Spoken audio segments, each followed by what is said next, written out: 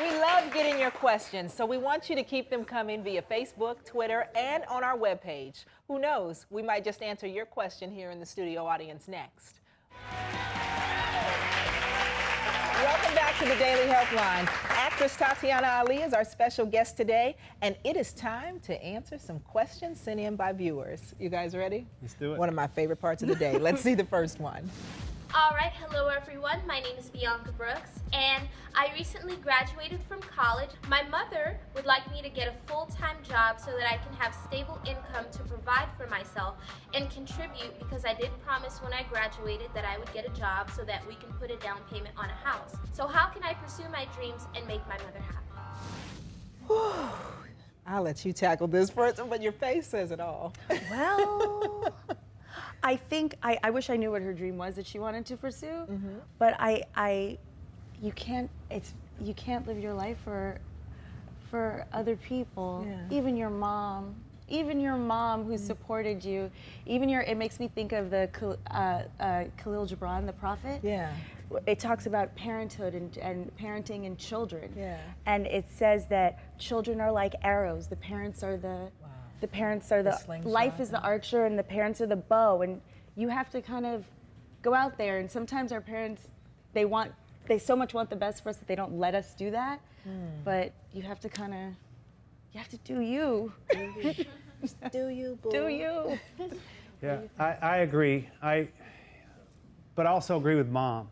If you're under the same roof and she's supporting you, and you've gone to college and now you're just floating around with no mission and no dream and no direction, it is probably time for you to get a job, because you got to pull your weight if you're going to live under that. But what I'm hoping, I agree with Tatyana, I think rather than Mom wanting you to get a job so that you can help support her in the household, I think she needs to push you out of the nest. And if she doesn't, I think you need to jump out of the nest. Let's take a look at the next one. I'm Betty Wesley, and I hope you can help. My problem is fear of a closed door. Now that may sound like claustrophobia, but it's mostly when I'm in an elevator and that door closes and all of a sudden I'm in total panic that it will never open again. Now this all started with a childhood drowning incident, but it was made much worse by a hypnotist who put me under, and what I saw was myself in an enclosed coffin that would never open again. In fact, there were people outside who were nailing it shut. So that's my problem, and I do hope you can help me. Even the audience is like, oh, glad that's not me to have to answer that. That's a tough one. And here's what we know is it probably is some form of claustrophobia. And what we know about claustrophobia is it's classified as an anxiety disorder. Yeah. And up to 5 to 7% of the population deal with it. And so it's a real thing. And you identified that it typically can come from a traumatic experience early on in childhood. Most people dealing with claustrophobia can go 10 to 20 years before they ever seek treatment. Yeah. What we know about it is that treatment does work and it's effective. So I would recommend professional support here. There are some methods through psychotherapists that work for this condition. And if you don't know where to go for that, then you can call our helpline, 1-800-875-HELP, and let them point you in the right direction to get some help with this. It's never too late to change that piece. Well said, Miles. Couldn't have said it better myself. Let's take a look at the next one. Hi, Spirited Miles. My name is Natalie, and I'm from Brooklyn, New York. My question is, my husband and I have been planning and saving for an amazing vacation that we really need.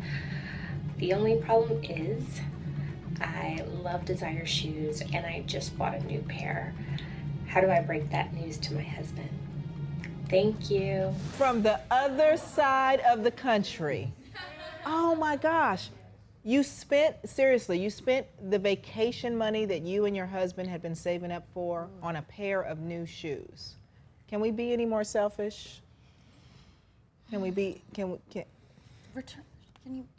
you return the shoes? Not if she spent vacation money, girl. Those are some red bottoms. That's something that is a final sale right there.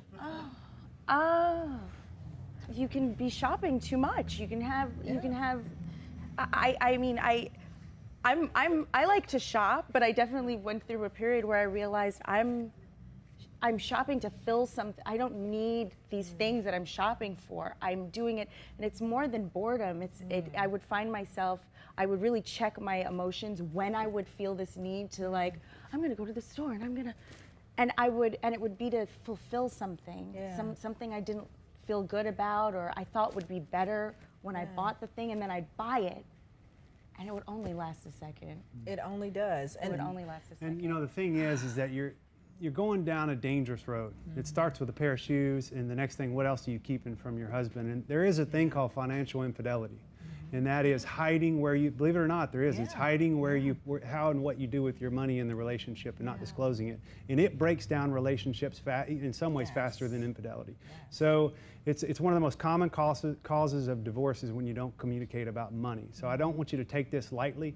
I agree, if you haven't used his shoes yet, take them back, but definitely talk to your husband because this could be a bigger problem and you probably need to deal with it. That's right. And part of me thinks that you already knew that you could get away with this because you know he's not going to divorce you over a pair of shoes, but that's really unfair to hold him hostage in this way. So you need to get yourself together. You need to get your priorities straight, and you need to own it in the same way you went and bought those shoes and now you own them. You need to stand up and be held accountable in the eyes of your husband. Period. Dot.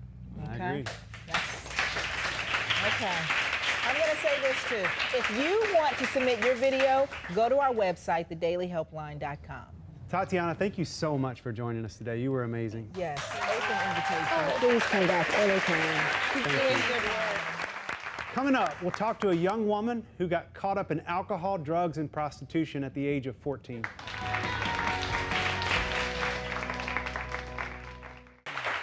We love getting your questions, so we want you to keep them coming via Facebook, Twitter, and on our webpage. Who knows, we might just answer your question here in the studio audience next.